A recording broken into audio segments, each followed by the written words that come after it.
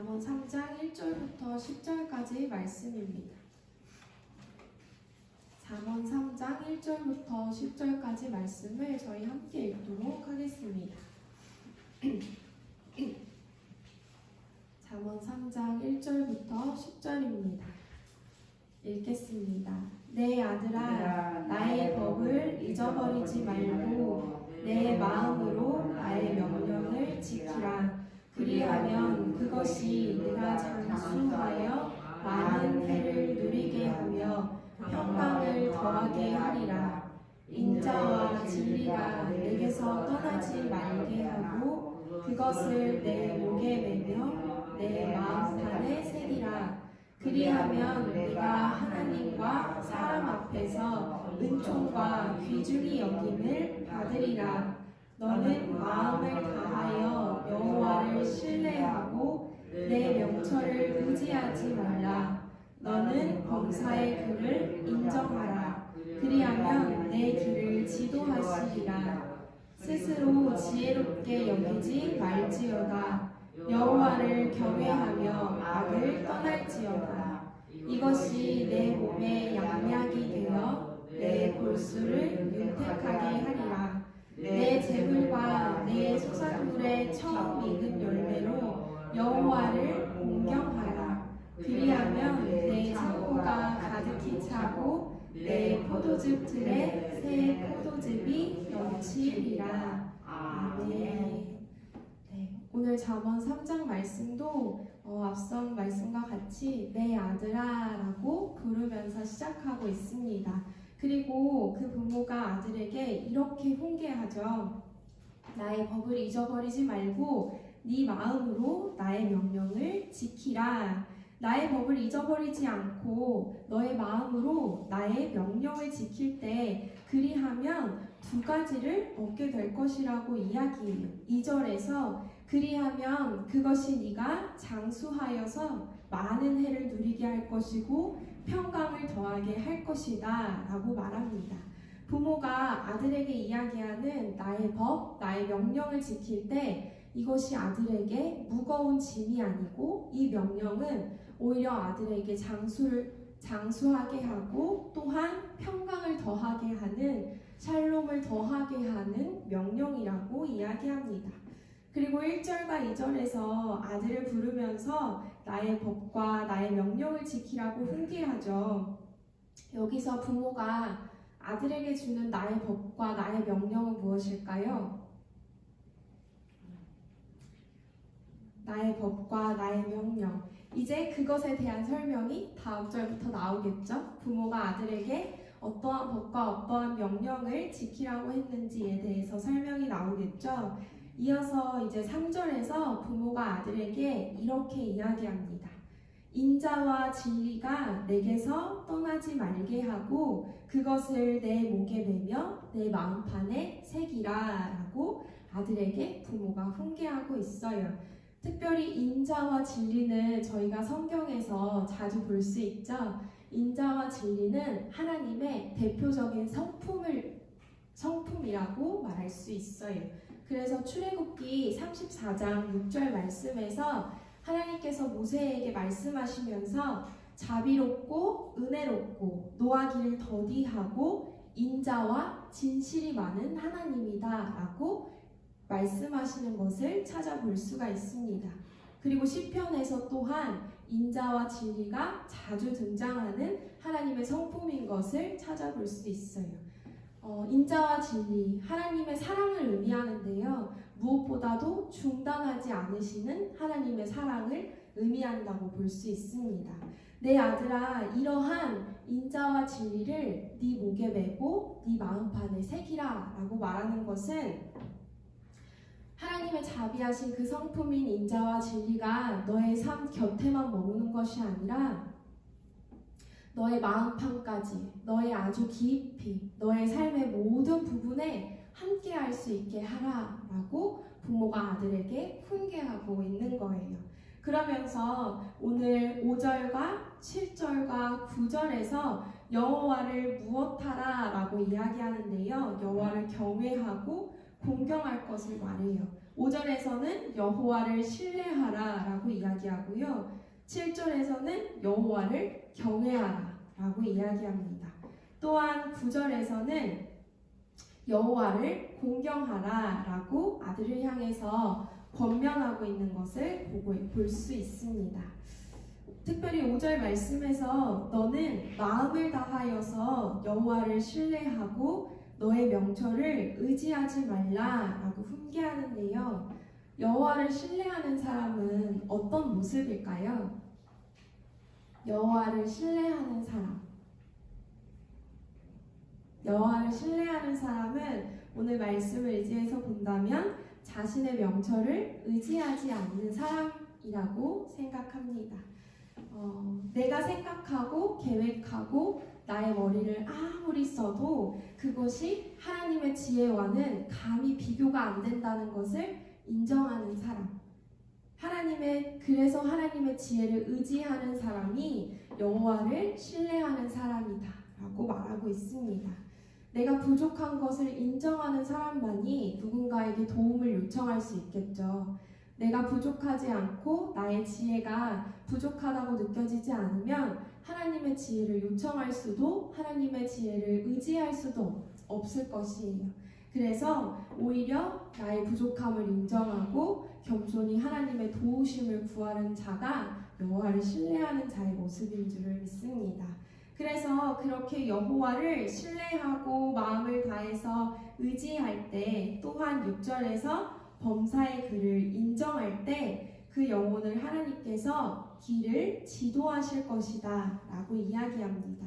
하나님께서 그러한 사람들의 길을 지도하시고 인도하실 것이라고 말하고 있어요. 하나님께서 인도하시는 길은 모든 삶에서 평탄한 길을 의미하는 것은 아닙니다. 때로는 시편에서도 볼 수 있지만 비록 사망의 음침한 골짜기로 다닐지라도 라는 구절이 있죠. 하나님께서 이끄시는 길은 때로는 사망의 음침한 골짜기가 함께 있는 길이기도 합니다. 그런데 여호와를 신뢰하는 사람은 그러한 길 가운데 어떻게 할까요? 하나님 정말 살아계세요? 왜 저를 이런 사망의 음침한 골짜기로 데려오신 거예요? 라고 할까요? 여호와를 신뢰하는 사람은 아마도 이렇게 생각할 것 같아요. 비록 이해되지 않을지라도 이 사망의 음침한 골짜기가 나에게 너무 무거울지라도 하나님께서 모든 짐승들의 위험으로부터 나를 안전하게 보호하실 것이고 비록 지금은 어두울지라도 하나님의 지혜로 나를 계획하셨고 나를 인도하실 것이라는 하나님을 향한 확신을 가질 것이에요. 그래서 자신의 지혜를 의지하지 않고 자신의 생각을 의지하지 않고 하나님을 의지해서 그 사망의 음침한 골짜기조차 통과할 수 있는 믿음을 가질 수 있게 된다는 것이겠죠. 그러면서 이어서 좀 살펴보겠습니다. 7절 말씀에서 또한 아들에게 이렇게 훈계하고 있습니다. 스스로 지혜롭게 여기지 말지어다. 여호와를 경외하며 악을 떠날지어다 라고 이야기합니다. 7절에서 또한 여호와를 경외하는 사람의 모습은 어떠한 모습일까요? 여호와를 경외하는 사람의 모습은 스스로 지혜롭게 여기지 않는 사람의 모습일 거예요. 자신의 판단을 믿지 않고 자신을 스스로 지혜롭게 여기지 않고 오히려 크신 하나님의 지혜만을 의지하는 사람의 모습일 거예요. 그리고 또한 스스로를 지혜롭게 여기지 않고 여호와를 경외하며 악을 떠나게 되면 어떠한 것이 주어질까요? 8절 말씀에서 설명하고 있어요. 만약 네가 스스로 지혜롭게 여기지 않고 여호와를 경외하면서 악을 떠나게 되면 이것이 너의 몸에 양약이 되고 너의 골수를 윤택하게 할 것이다 라고 아들을 향해서 권면하고 있습니다. 앞서서 저희가 5절부터 8절까지 자신을 낮추고 여호와를 신뢰하고 또 경외하는 삶에 초점을 두었다면 이제 9절부터는 어떠한 것을 이야기하냐면요. 여호와를 신뢰하고 경외하는 것으로부터 이제는 외적인 의무에 충실하라고 권면하고 있어요. 무엇을 이야기하는지 9절 말씀을 좀 보겠습니다. 9절에서 내 재물과 내 소산물의 처음 익은 열매로 여호와를 공경하라 라고 이야기하고 있어요. 재물과 소산물의 처음 익은 열매를 드린다는 것은 어떤 의미일까요? 어떠한 고백이 담겨 있을까요? 이 재물, 이 소산물, 내가 얻은 모든 것의 원래 주인은 하나님이십니다.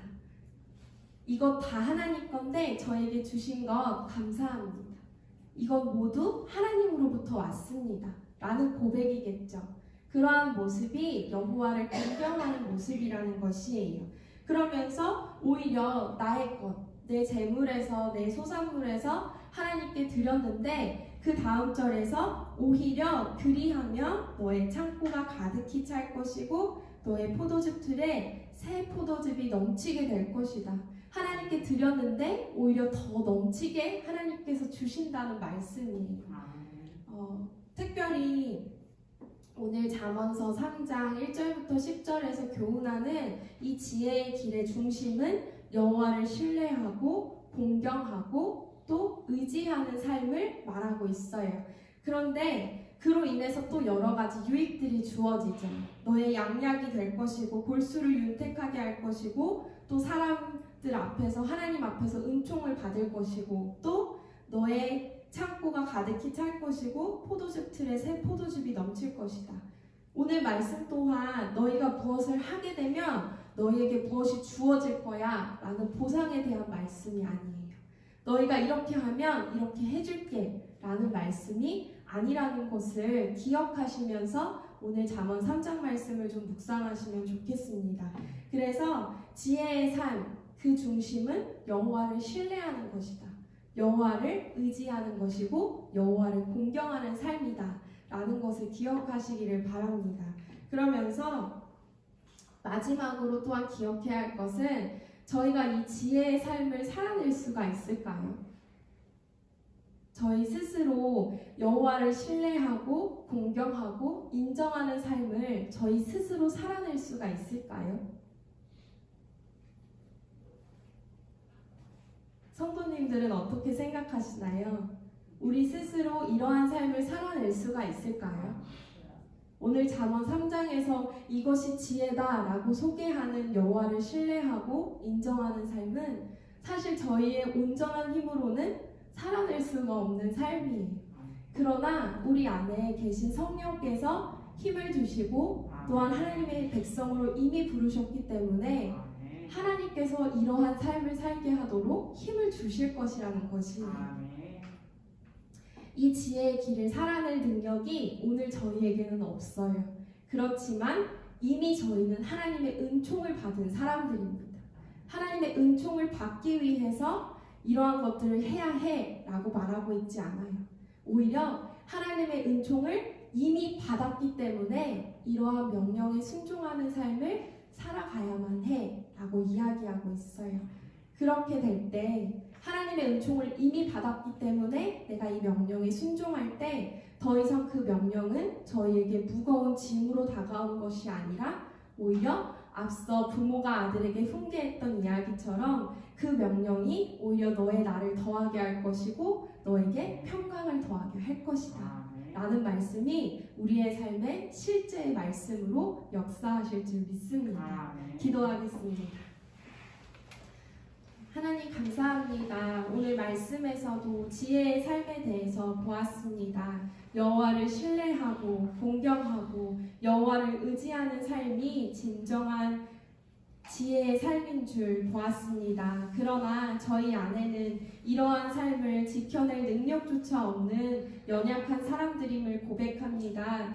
그래서 우리 안에 계신 성령께서 그 삶을 살아낼 수 있도록 지혜를 주시고 또한 그 지혜를 따라갈 수 있도록 허락하여 주시옵소서. 이 시간 기도할 때에도 무엇을 구해야 할지 성령께서 친히 지혜를 주실 것을 의지합니다. 사랑하는 예수님의 이름으로 기도드립니다. 아멘.